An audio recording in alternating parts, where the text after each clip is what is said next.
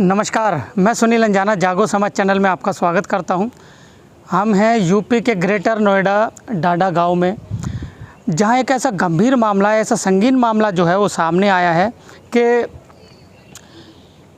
सफाई कर्मचारी जो कि ठेकेदारी में अपार्टमेंट में काम करते हैं, तो उनके ऊपर जो कार्रवाई की गई है, जो उन पे मुकदमे लगाए गए हैं, वो बड़े संगीन हैं।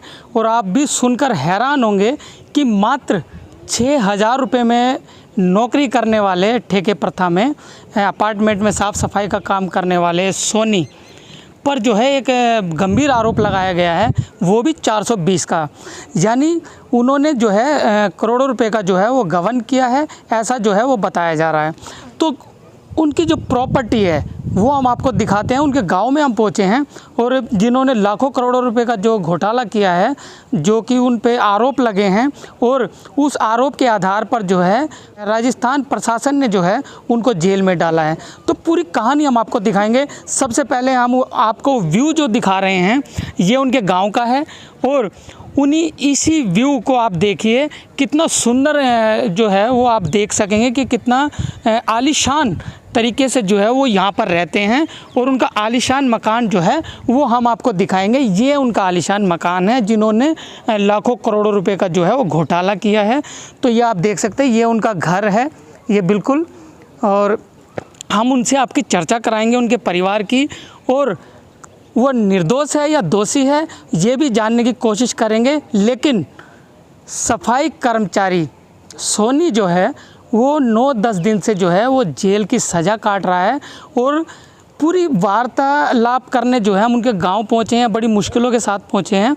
तो चलिए हम उनके परिवार से मिलते हैं, उनकी पत्नी से मिलते हैं, उनके बच्चों से मिलते हैं।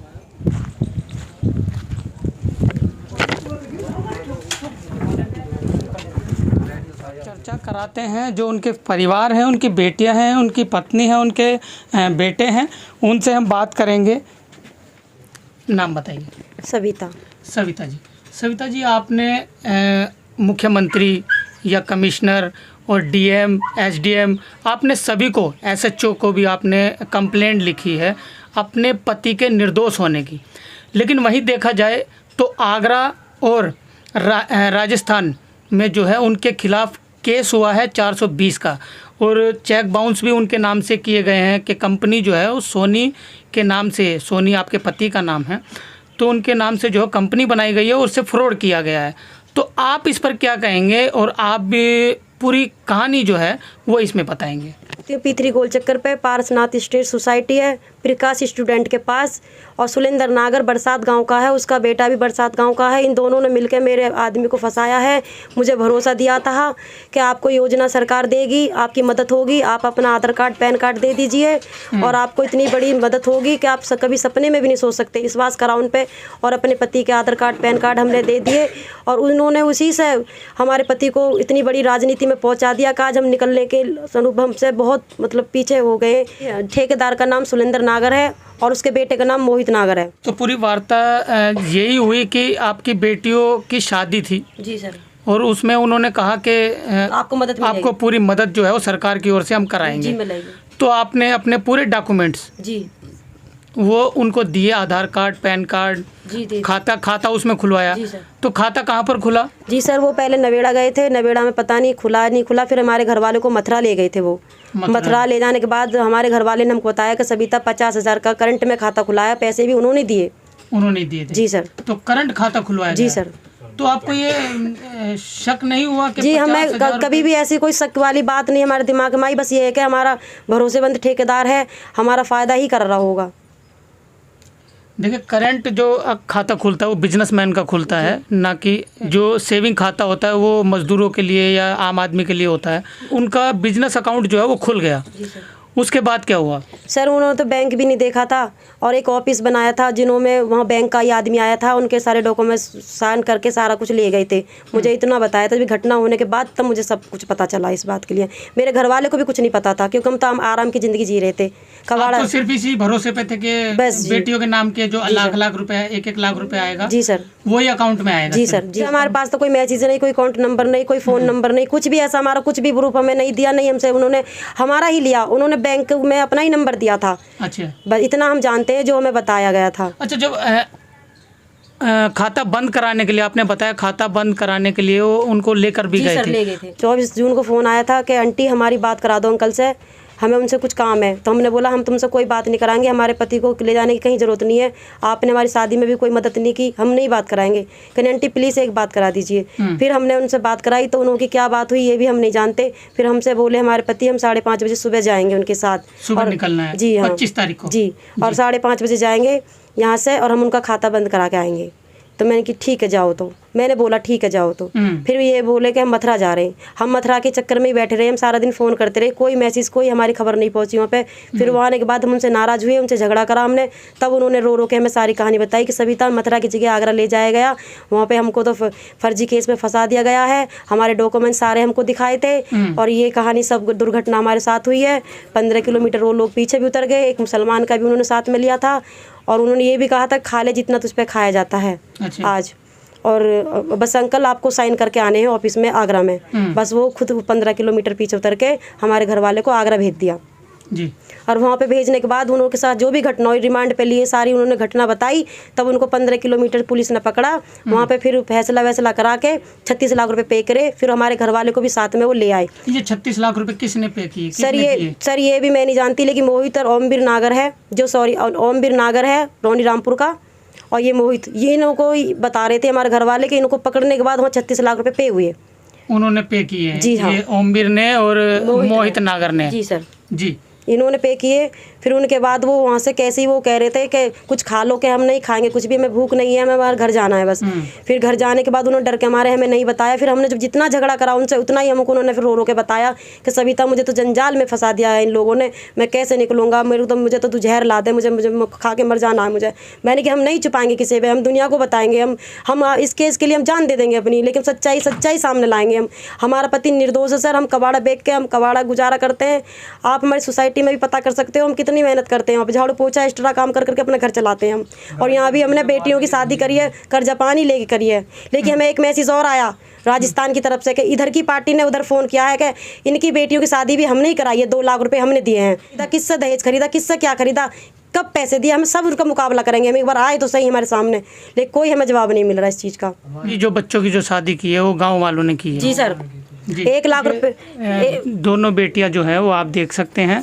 देखिए, तो 25 नवंबर 2020 को जो है वो इन बेटियों की शादी हुई थी और अभी ये हाल फिलहाल में जो है अपने पिताजी के दुख में शरीक होने आए, अपने परिवार का जो है वो साथ देने के लिए अपनी ससुराल से वो यहीं पर रुके हुए हैं।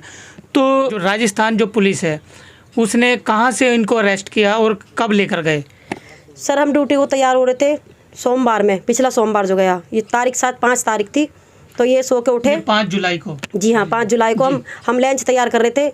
इतनी पुलिस की 3-4 गाड़ियाँ आई, बोली कि आपको चलना है, पूछताछ करनी है। हमने सोचा कि हमने जो अर्जी लगाई है थाने में शायद वो पकड़े गए लोग और इसलिए हमको बुला रहे हैं यहाँ पे पूछताछ के लिए। हम इस भरोसे पे हमारे पति उनके साथ चले गए, लेकिन हमें ये नहीं पता था कि राजस्थान से ही कोई चेक बाउंस हुआ है, इनको दोबारा अरेस्ट करने के लिए यहाँ पे आई है। तभी हमने वहाँ पे सब जगह अर्जी लगाई सब, और जबकि हमारे आदमी ने अर्जी अपने हाथों से भी कासने थाना में लगाई थी कि ये मेरे साथ साथ ये घटना हुई है, इन लोगों ने मेरे साथ घटना की है। लेकिन वो हमने पता करा कि वो अर्जी हमारी खो गई है थाने में। फिर हमने दोबारा FIR दर्ज करी है।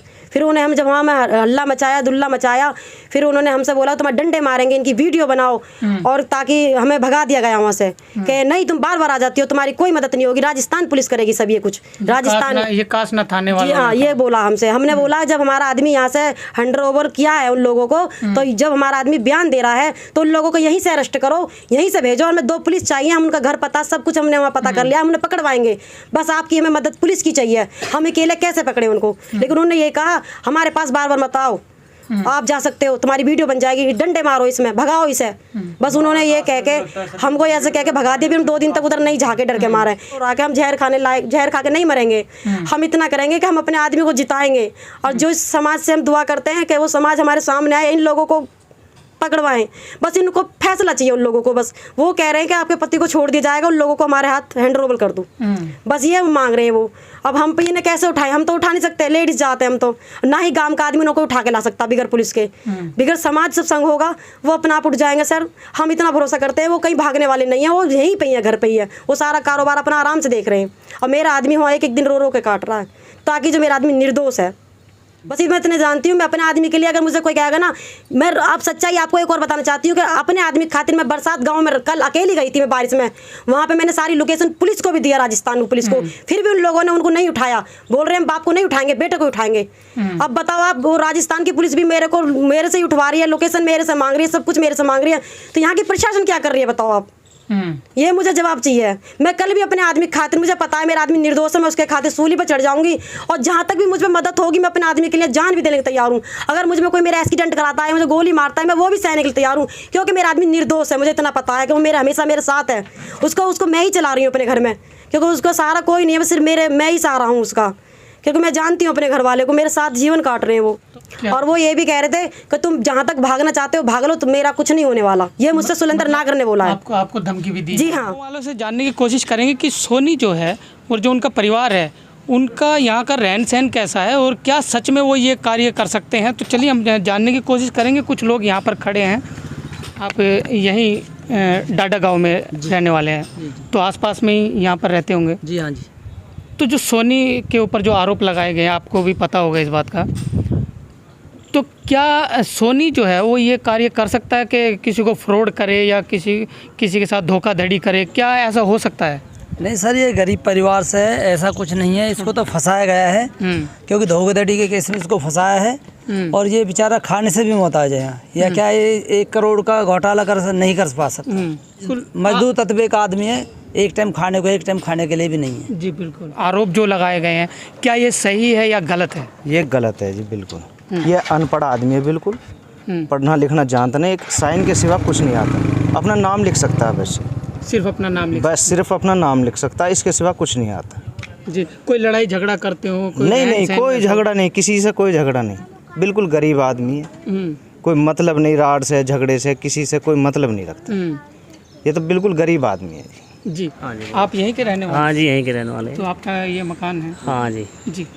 क्या कहेंगे जो आपके पड़ोसी पर जो इल्ज़ाम लगाया गया है धोखाधड़ी का? सर, ये जो बिल्कुल निर्दोष है, इसे फंसाया गया जी। इसको लालच दे के फंसाया गया। बेचारा अनपढ़ आदमी है, शिक्षित है नहीं, तो इनको फंसाया गया। बेचारा को बेटियों की शादी थी 25 नवंबर की, तो इनको लालच दे के इनको फंसाया गया। ये निर्दोष है जी। हाँ जी। अभी जो जेल काट रहा है वो सही काट रहा है या? नहीं, ये निर्दोष है जी। ये तो 2 नंबर फंसा दिया बाबू जी। 2 नंबर में फंसा हाँ दिया। जी। तो आप कितने साथ खड़े हैं उनके? सब साथ ही हैं, परिवार वाले जितने भी हैं, पूरा मोहल्ला अपना साथ है। सब साथ है जी। सोनी, क्या कहेंगे इस पर? भाई साहब, वो बिल्कुल निर्दोष है। क्योंकि एक चीज़ बताओ, जो आदमी 6,000 रुपये की नौकरी कर रहा है, वो 1 करोड़ रुपए कहाँ से? 1 करोड़ तो मेरे को लग रहा है कि उनके परदादा ने भी नहीं देखे होंगे। तो वो लोग बिल्कुल ही निर्दोष हैं। सफाई का काम करते हैं बेचारे। अपनी बच्ची इनके भी शादी करी थी 25 नवंबर को पिछले साल, उसकी वजह से उन लोगों को फंसाया गया। वो जो लोग हैं दूसरी पक्ष वाले, वो दबंग लोग हैं।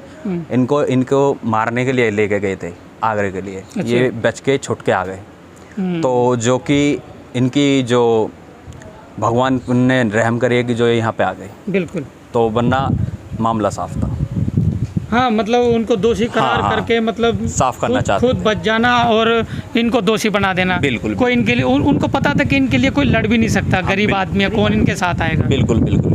जी। तो देखिए, बिल्कुल जो गांव वाले हैं, पड़ोसी जो हैं, वो बिल्कुल कह रहे हैं कि इनको जो है वो गलत तरीके से जो है वो फंसाया गया है, और बेटियों की शादी थी इसलिए वो जो इनकी बातों में आ गए। क्योंकि डूबते को जो है तिनके का सहारा होता है। और इन्होंने सोचा कि चलिए सरकार जो योगदान देगी, जो राशि देगी बेटियों की शादी के लिए, उनका जो है वो सहारा लगेगा। लेकिन उनको ये नहीं पता था कि उसके चक्कर में वो कोई कर्जा लेकर भी जो शादी कर देंगे तो कर्जदार हो जाएंगे। अब मात्र 6,000 रुपये की में काम करने वाले लोग, अब इनके ऊपर 4 से 5 लाख रुपए का जो कर्जा है वो कैसे उतरेगा। और वो तो उतारना छोड़िए, अब जो इनके जो कोर्ट के चक्कर लगेंगे या अभी भाग दौड़ भी होगी, उसमें जो खर्चा होगा वो कहाँ से आएगा। क्योंकि सोनी की जो पत्नी है वो भी जो है कार्य छोड़कर बैठी है, क्योंकि इनको बिल्कुल धमकी आ चुकी है। क्योंकि उन्होंने कहा है साफ शब्दों में कि ज़्यादा आवाज़ उठाओगे तो तुम्हें बख्शा नहीं जाएगा। नाम बताइए। सुनील कुमार नाम है। सुनील कुमार जी, अपने संगठन का नाम बताइए। मैं वीर युवा वाल्मीकि राहत कोष संगठन का एक सदस्य हूँ जी। और मैं भी वाल्मीकि जाति से ही संपर्क रखता हूँ जी। और जैसे कि मेरे ही समाज का ये विषय है और काफ़ी दुख के साथ हमें भी खेद है इस चीज़ का कि आपका संगठन तो वैसे जाति देखता नहीं है। आपका जो संगठन है वो वाकई में तारीफ़ काबिल है और आप अच्छे काम करते हैं। तो आगे बताइए सर, इस केस पर आप क्या कहेंगे? इस केस के लिए सर इसलिए मैं बताना चाहूँगा, इस केस के लिए मैंने इसलिए जाति का नाम लिया है क्योंकि कहीं ना कहीं जाति मेरे से बिलोंग करती है। हालांकि हम सभी जाति के लिए कुछ ना कुछ काम करते हैं। हमारा तो मेन एम यही है कि जितना हमसे मदद हो सकती है किसी भी समाज की तो हम करना चाहते हैं। लेकिन ये जो घोर साजिश रची गई है, जैसा कि आजकल आप सुनते हैं कि भाई राम राज्य आ चुका है और दलित समाज के लिए बहुत गवर्नमेंटें काम कर रही हैं, लेकिन हमें कुछ ऐसा लगता नहीं है। क्योंकि जब हम ऐसे केस देखते हैं ना, समाज में इस तरीके से साजिश के तहत हमारे लोगों को फंसाया जा रहा है, तो वो कहीं ना कहीं निंदनीय है। बिल्कुल। और ये गरीब परिवार है, 6,500 की अगर कोई नौकरी कर रहा है तो करोड़ों का सपना देखना तो उसके लिए असंभव सी बात लगती है। बिल्कुल। और मुझे भी अपने ही समाज के कुछ लोगों के द्वारा यहाँ पर पता चला था इस केस के बारे में, तभी मैंने आपसे संपर्क किया। क्योंकि मैं जानता हूँ आपकी आवाज़ शायद हमारे से कहीं ऊंची और बुलंद आवाज़ है। जागो समाज चैनल जो है बहुत ही अच्छे स्तर पर काम कर रहा है और हमें आपसे बहुत उम्मीद भी है कि आप इनकी आवाज़ को, क्योंकि यहाँ पर सर बात सिर्फ पैसे की नहीं है, बात है एक इंसान के सम्मान की, छवि की, और एक पूरी कौम कहीं ना कहीं इसके साथ जुड़ चुकी है। तो उसको अगर ये जो गंदा धब्बा लगा हुआ है इसको अगर हम नहीं निकालेंगे, नहीं छुटाएंगे, तो कहीं ना कहीं और भी हमारे समाज के लोगों पर इस तरीके के गंदे आरोप लगते रहेंगे। आपने वैसे कभी अपनी ज़िंदगी में जी सर कभी ऐसा सुना हो कि वाल्मीकि समाज के किसी युवा ने, किसी इंसान ने जो है वो इतना बड़ा फ्रॉड किया हो? यही तो अचंभित करने वाली बात है कि मैंने सुना नहीं है, देखने की तो बात छोड़िए, सुना ही नहीं है। क्योंकि मैं भी आज तक 1 करोड़ रुपए अगर मैं सोचता हूँ तो बहुत ही बड़ा एक पहाड़ के रूप में हम देखते हैं 1 करोड़ रुपए को, कोई मामूली बात नहीं है। और जो ये गरीब परिवार है, ये बेचारा अपनी लड़ाई लड़ने के लिए इतना असक्षम है कि इनके पास खाने के लिए भी आपको पता है कि अभी काम धंधा कुछ नहीं है। पति इनके जेल में पड़े हुए हैं और जिनसे अभी आप बात हुई थी इनकी वाइफ से, तो वो घर पे हैं। तो इतना भी नहीं है कि वो अपना केस अगर किसी अच्छे वकील को देंगे तो शायद है कि उनको फीस भरने के भी पैसे नहीं हैं उनके पास। और बस मेरी इतनी गुजारिश है कि मैं शासन प्रशासन तक आपके द्वारा इस आवाज़ को पहुँचाया जाए। इन गरीब परिवार जो ये अपनी गुहार लगा रहा है न्याय के लिए, उस न्याय के लिए कहीं ना कहीं शासन प्रशासन को सामने आना पड़ेगा, उच्च अधिकारियों को इसमें हस्तक्षेप करना होगा। और मैं तो यहाँ तक डिमांड करता हूँ कि अगर ये केस CBI के हाथों में जाए तो हमें ज़्यादा विश्वास है कि अच्छे तरीके से इन परिवार को न्याय मिल पाएगा। जी बिल्कुल। देखिए बहुत अच्छी बात है कि ये केस जो है वाकई में निष्पक्ष जांच जो है ये चाहते हैं कि निष्पक्ष जांच हो, वो तभी दूध का दूध और पानी का पानी होगा। अगर CBI जांच इसमें होती है तो CBI जो है जो निष्पक्ष जांच करती है, तो CBI के थ्रू अगर ये होगा तो इनको जो परिवार वाले हैं वैसे कानून पे आप भी भरोसा कर रहे हैं, और अगर CBI ये केस लेती है तो और ज़्यादा भरोसा जो है इनका होगा कि जो दोषी है उसको सज़ा मिलेगी। जी, आपने चर्चा सुनी, आपने बात सुनी, तो आप खुद फैसला कीजिए आपको आगे इनके साथ क्या करना है, साथ देना है या नहीं देना। तो चलिए, सुनील अंजाना, जागो समाज चैनल, आपका अपना चैनल। धन्यवाद।